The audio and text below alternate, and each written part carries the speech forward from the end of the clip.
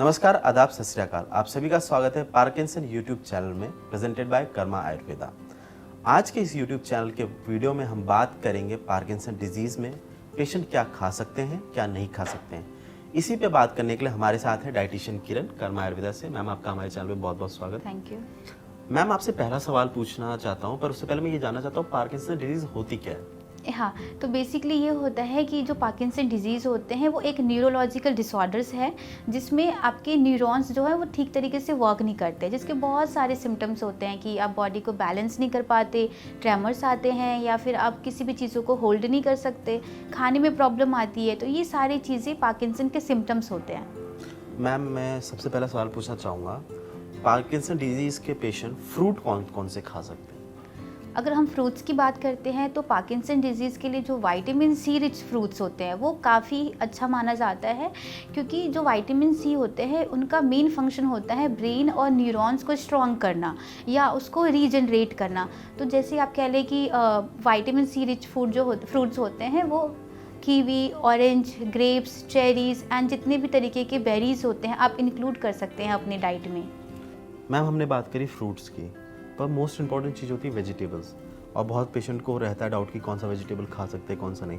तो Parkinson disease के patient कौन सा वेजिटेबल खा सकते हैं। अगर हम वेजिटेबल्स की बात करते हैं तो जितना हो सके आप सीजनल वेजिटेबल्स यूज़ करें या जितने भी कलर वेजिटेबल्स होते हैं आप इंक्लूड कर सकते हैं अपनी डाइट में। जैसे ग्रीन लीफी वेजिटेबल्स हो गया, बीट रूट हो गया, कुकुम्बर है या ब्रोकली है। लेकिन अगर हम पार्किंसन की बात कर रहे हैं तो ऐसा माना गया है कि जो फावा बीन्स होता है, जो क्लस्टर बीन्स होता है, अगर आप वो रोज़ाना एक टाइम इंक्लूड करते हैं अपने डाइट में तो उससे पार्किंसन डिजीज़ काफ़ी इम्प्रूवमेंट हुई है। क्योंकि जो फावा बीन्स होते हैं उसमें एक कंटेन होता है जिसको हम लेवोडोपा कहते हैं। ये सेम कंटेन आपके ड्रग्स में भी यूज़ किया जाता है पार्किंसन को ट्रीटमेंट के लिए। मैम, आपने बहुत अच्छी जानकारी दी कि किस तरीके से पार्किंसन में कौन सी बीन्स खाने चाहिए जिससे मरीज़ को हेल्प मिलेगी। मैम, मेरा दूसरा सवाल है, हमने वेजिटेबल और फ्रूट की तो बात कर ली, क्या पार्किंसन डिजीज़ के पेशेंट चिकन या मीट खा सकते हैं। अगर पार्किंसन डिजीज़ की हम बात कर रहे हैं तो जो रेड मीट होता है वो आप बिल्कुल भी इंक्लूड ना करें अपनी डाइट में। उसकी जगह आप चिकन यूज़ कर सकते हो। लेकिन पार्किंसन डिजीज़ के जो पेशेंट होते हैं उनमें ये प्रॉब्लम रहती है कि उनका डाइजेशन और उनको च्यूइंग में प्रॉब्लम होती है। या तो वो चिकन सूप ले सकते हैं या अगर आप चिकन ग्रेवी ले रहे हो तो कोशिश करें कि विदाउट स्किन आप यूज़ करें। मैम, ये तो बात कर ली हमने क्या खा सकते हैं, पर मोस्ट इंपॉर्टेंट चीज़ होती है क्या अवॉइड करना चाहिए, क्योंकि बहुत सारी ऐसी चीज़ होती है जिनको खा के डिजीज़ के सिम्टम्स बढ़ जाते हैं। तो पार्किंसन डिजीज़ में ऐसी कौन सी चीज़ें जो पेशेंट को अवॉइड करनी चाहिए। जैसे हम बात कर रहे हैं पार्किंसन क्या खा सकते क्या नहीं खा सकते, तो खाने की बात कर रहे हैं तो आप ये कोशिश कर रहे हैं कि बैलेंस डाइट आपके लिए ज़्यादा फ़ायदेमंद है। लेकिन अगर हम अवॉइड लिस्ट की बात कर रहे हैं तो जितने भी जंक्स फूड होते हैं या प्रोसेस्ड है, पैकेज्ड है, कैंड फूड है, आप इनको ज़रूर अवॉइड करें।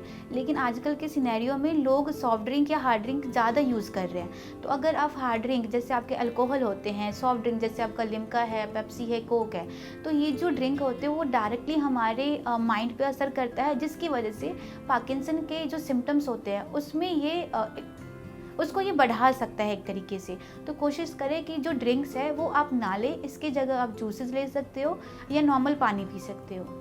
विटामिन कौन से होते हैं जो पार्किंसन पेशेंट के लिए ज़रूरी होते हैं, मैम वो बता सकते हैं आप। अगर हम विटामिन्स की बात कर रहे हैं तो ऐसा कोई एक विटामिन्स है नहीं जो कि आप लोगे और उससे आपका पार्किंसन डिजीज़ ठीक हो जाएगा। बेसिकली जो पार्किंसन डिजीज़ होते हैं उससे प्रॉपर तरीके से बैलेंस डाइट लेना होता है जिसमें आप हर एक न्यूट्रिशन देती हो बॉडी को। लेकिन अगर हम बात करें कि कौन से विटामिन सबसे बेस्ट होते हैं तो जो विटामिन बी कॉम्प्लेक्स है या फॉलिक एसिड है, ओमेगा 3 है, omega 6 and vitamin D, calcium भी आप अपने डाइट में इंक्लूड कर सकते हैं।